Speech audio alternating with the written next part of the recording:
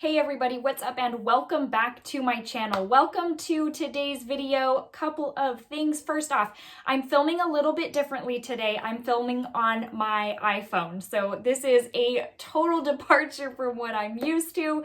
So kind of want to test out and see if the quality is better for you guys filming this way than I do with my video camera. So we have got that going on. Second of all, just total lack of jewelry. You guys, I have been finding it so hard to get motivated and do my hair and makeup. Today is the first day out of 11 days that I have done hair and makeup. So prior to that, it has been Edward Scissorhands hair and just no makeup. In addition to that, I have been picking at my nails something crazy, and so please don't mind that. I need to just leave them alone so that they can grow back out, I can paint them, and we can be back to normal. So that being said, let's go ahead and jump into this video because, well, okay. Usually during my monthly eyeshadow palette extravaganzas, if you are new, then eyeshadow palettes are my very favorite thing to pick up. And I was technically supposed to have 6 palettes this go around. I actually have 4, so it's not as much of an extravaganza, but it's still a way for me to show you what I picked up and kind of just give you a quick mini review.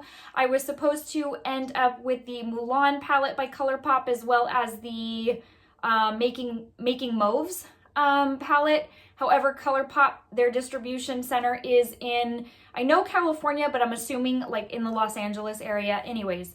And so given the guidelines we're all trying to abide by, they have shut down their distribution center, which is completely understandable. So it's kind of, when you're the consumer, you're like, darn, I wanted to get my hands on that. But at the end of the day, makeup is so low on the list of important things right now that it's definitely warranted. So those will come in time, and I will include those with whatever monthly eyeshadow palette, extravaganza we've got going on then. So I've got 4 palettes for you guys, 2 larger, 2 smaller. So let's start off with the 2 smaller ones. I have here the Huda Pastels Mint and the Huda Pastels Lilac. So you're probably wondering, if you have already watched my review on these, why you're not seeing the Rose palette in here, and that's just because I just got so tired of really trying to, it was not for me. Truly, I thought I was going to hold on to it. And at the end of the day, I was just like, you know what? These 2 I will hold on to. They kind of warrant the price tag for me. I mean, they're not my favorites, but I like them enough to hold on to them. The Rose was not one of those. But I did keep these 2, and I'm very glad that I did. They're very, very lovely eyeshadow palettes. They're very different, so they don't pack a punch. They are on the lighter spectrum, so my deeper skin tone ladies, I don't know how these would show up on you.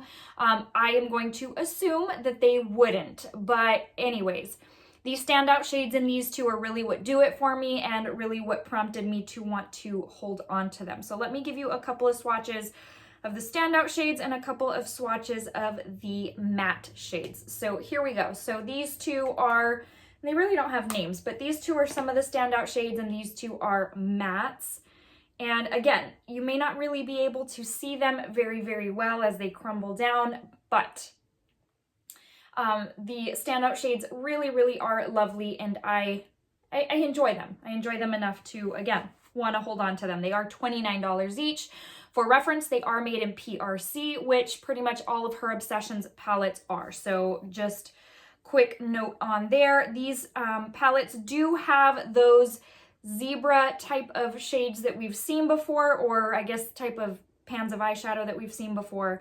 But they're a little bit different than what we've seen before in that they take a little bit of building.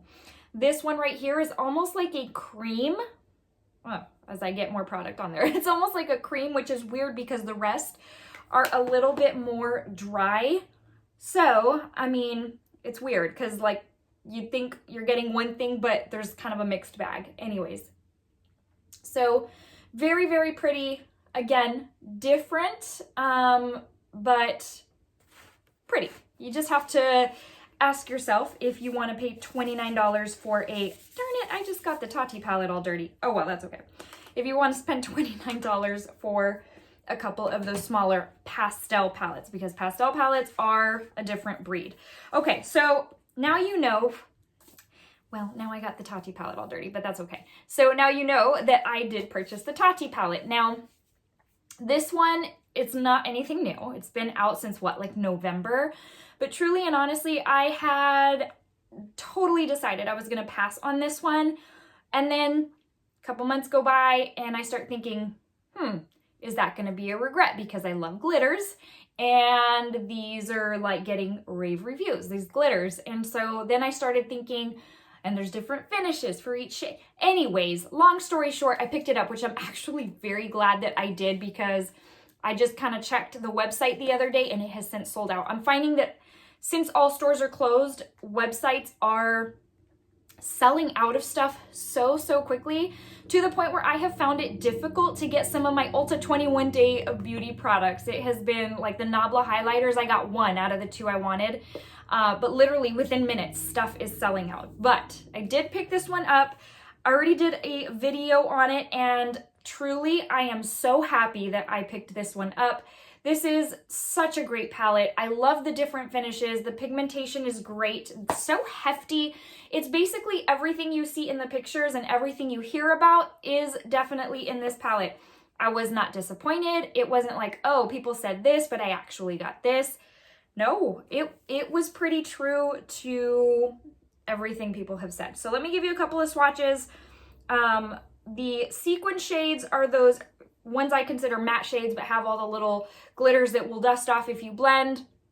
I feel like these have a little bit more than your typical. So these tend to kind of, you get more flex than you would typically. So if you really want those to stand out, you just basically pack it on instead of buff it on and it ends up working out really well. I don't even know if you're going to be able to see the flecks of glitter in there.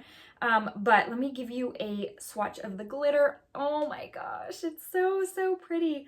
And then I will give you a swatch of this. And let's go with a metallic. Let's go with this bronze metallic, or this brown, I guess. So they're divided into 6 different shades. And then, what is it, 5 different categories? Hold on a minute. Let me open this bad boy back up. So 4 different categories, 6 different shades. I like it. I think it's a unique twist on your typical eyeshadow palette. And I like that. I think it's different. And it was worth picking up for me. Now, granted, it was $48, which I thought was a very decent price tag, but once you add tax and shipping, it ends up being like $58. So you're kind of paying almost $60 for an eyeshadow palette, but that's okay. So happy I picked it up. It does have like that NARS kind of packaging. I don't know, super hefty. It's weighted. I like it. I probably wouldn't travel with it, but I really like it. Okay, the last one, I feel poor girl. Okay, so this palette started with no controversy, to everybody's surprise. And now there's all this controversy because of the ingredients. This poor girl can't get away from it. I mean, honestly, I'm not as like knowledgeable of her as a person. I have kept up with her for years, so I know her history, but to say that I would stand, you know, behind her or kind of not, I'm just kind of neutral, y'all. So anyways, we're talking the Morphe Jaclyn Hill 2. You guys, this is so incredible. You are very likely going to see this in my favorites video for the month of March. I love this palette. When I say love this palette, I love this palette. It's so good. I mean, I know, again, the brand, the person, so much controversy. These shades, though, what she's considering to be diamond shades, I don't know if I'd consider them diamond shades, but anyways, they're beautiful. They're very lovely. And they just, I don't know what to tell you. They add such a beauty to the eyelid. All of these are so easy to work with. They're easy to work with. They create great looks.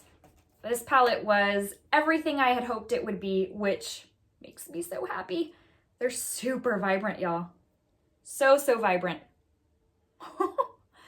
Oh my goodness. I love this palette. So, I mean, is it anything outstanding from your typical Morphe palette? I don't know. I don't think so. Here's the thing, I haven't tried enough Morphe to know all the good and all the bad. I have a handful of their palettes. For the most part, I very much enjoy. I have also tried some that I very much disliked that I have ended up returning. So that being said, I'm guessing this is on the better end of the spectrum because these mattes, they're so pigmented and they blend so well, so easily on the eye. They build up. You get your typical fallout, whatever. But again, the fact that those diamond shades, quote unquote diamond shades, are in here, so pretty. I love this palette. Now I think this one was $39.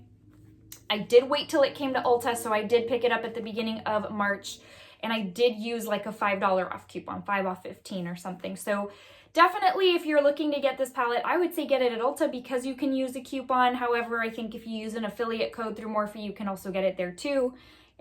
Just kind of, you know, whichever's your preference, whether you want the points or not. So love this palette. All right, my friends, that brings us to the end of this video. I hope you enjoyed. Please let me know in the comments below whether you enjoy the quality of this video over past videos. That helps me quite a bit. Before I let you go, I want to give you a quick verse of the day. Now more than ever, I just want to encourage you and speak life to your day, to your life, in a very hopeless time. I think we're all struggling with it. There's days where like, even just sitting here to film this video, I had to muster up the motivation to do it just because I feel like the more we're inside and indoors and just, it's like almost the, not lazier, but almost the less motivated you become. I don't know. I'm speaking for myself. Today's comes from Isaiah 43:19 and it says, "See, I am doing a new thing." Trust God, you guys. It is my prayer that if you are in a hopeless place, that you would trust him, that you would come to know him as your personal Lord and Savior, that he would make himself known so real to you, just that you would come to know him as your very best friend. All right, guys, there are better days ahead. I promise. It looks bleak right now, and there are people who, you know, it's sad to say, may not see better days. Right now, we're just praying that this, you know, goes away, that those who have it will recover, and that, again, we are on to bigger and better things. All right, my friends, I love each and every one of you. Take care, and I'll see you in the next one.